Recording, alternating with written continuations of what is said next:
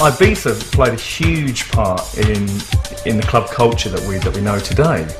Really, because of the style of clubbing, really, I think that was brought back from Ibiza into London. I'd only ever been in discos where you sit down and like sit and chewing gum, and it's all like, you know, kind of all doom and gloom, and it was like this beautiful open air, like big Garden of Eden. And you'd see a sunrise while you were still dancing after having danced for like 6 to 8 hours, to this mix of music that you just wasn't hearing anywhere else. Ibiza had been a playground for Europe's jet set since the 70s. In the beginning, there was paradise, but man, foolish man, wanted more out of life. So he bit the apple to become wise. There he stood naked. In 1987, 4 British holidaymakers were to have an experience that was to change clubbing forever. September '87 was Paul Oakenfold's birthday and mine as well. And I think it was Paul's suggestion that we go to Ibiza for a week to celebrate the birthdays. I had my birthday party there and invited Holloway, Rampling and Johnny Walker. Paul was running a little club in Streatham and plugging records. Johnny was working for London Records, and Danny had just started DJing, you know, just doing a few little things here and there. None of them were actually DJing in Ibiza at that point. It was very much a clubbing island run by Spanish DJs. I remember a friend of ours, Trevor, going on about this club called Amnesia, and we'd heard about it, but it was always, you know, it's miles away, we'd have to get a cab there, don't want to do that. We got taken along there one night, and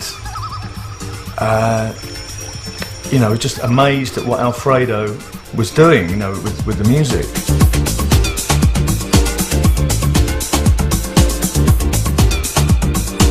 There was kind of division between disco music and pop music, and we broke with that. Enigmatic DJ Alfredo spun a Balearic mix of pop and dance music.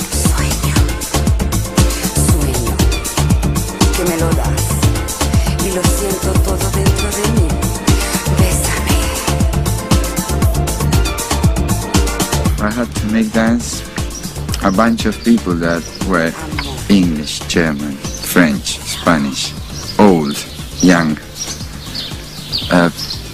all different circumstances. What he was doing was playing right across the board, from rock to pop, disco to everything, every kind of music, and mixing it up. So he had a mixed crowd there, and I think all he was trying to do was just, you know, play a mixture of quality dance music, you know, and still slip in some of the new things that he was into, which was Chicago house sound.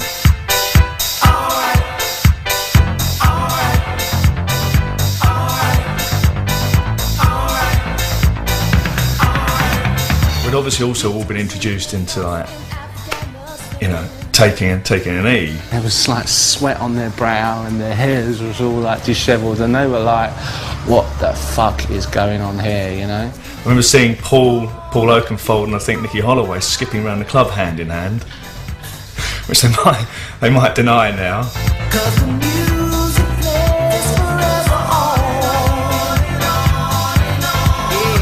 I don't think that it was a necessity, and I don't think that everybody was doing it. I just think E was something that brought the people together in as much as it made them appreciate the music.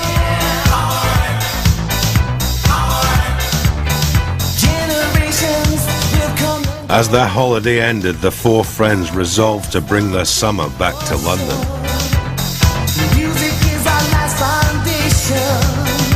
In the autumn of 1987, Danny Rampling recreated Ibiza in a gym in Southwark. He called it Shum. Shum was just a sweatbox. I don't know, it was just lunacy. You know, the ceiling was like there. You could barely see this far in front of you. Danny Rampling was like there. Danny Rampling on the decks, and it's like, oh, it's Danny Rampling, it's Danny Rampling, it's Danny Rampling. Now, some girl told me once afterwards that she could see his aura as he DJ'd.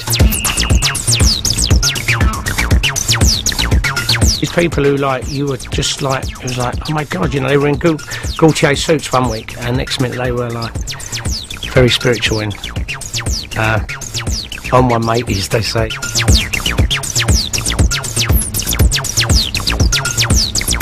London was finally catching on to the joys of Chicago house.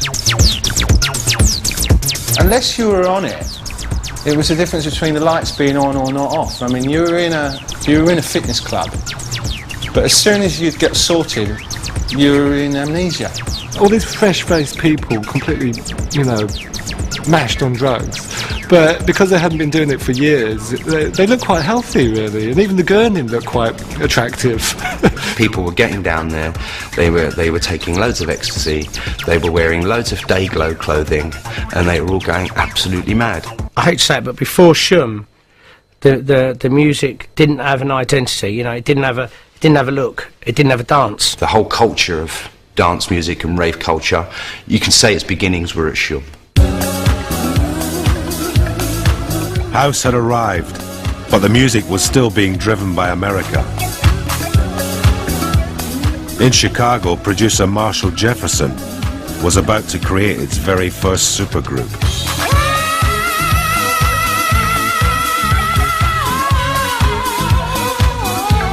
Did a couple records under the name Ragtime, and when Atlantic Records approached us about doing recording for them, they said that they wanted us to record for them, but they hated the name Ragtime.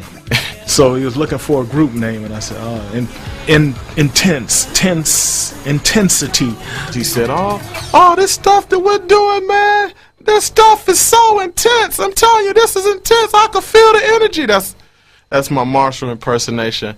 The way Byron was singing, you know, he would do extreme highs and lows. I started messing around with the name Intensity, and I took the IN off of the front off of it and came up with 10 City, which I thought sounded a lot cooler. And then also I was sort of into numerology and things like that at the time, and I thought it's like, well, 10 is symbolic as the number of perfection.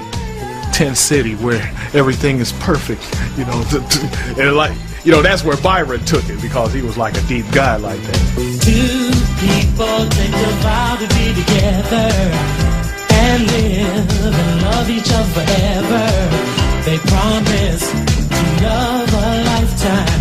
Funny thing, then they change their minds. Marshall, when he was producing those records, he was doing live strings, you know, he was doing he was definitely bringing out the live bass and all that, and he was making them records. They were hot. Sometimes he would do things in such a way, I guess it would be like Picasso. He would do things to me and it would sound like strange. I mean, just really bizarre, and so sometimes it wouldn't all come together until it was actually done, and you would go, oh yeah.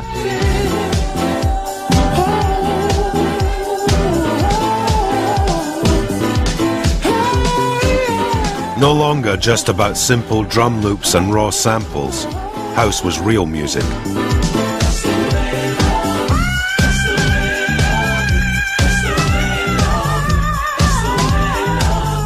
He hired 16 people to do hand claps. Yeah, he was like... When he was doing the whole live thing? He blew the whole budget on hand claps or something like that. I just want all my samples to sound different, man. It's nothing special, you know.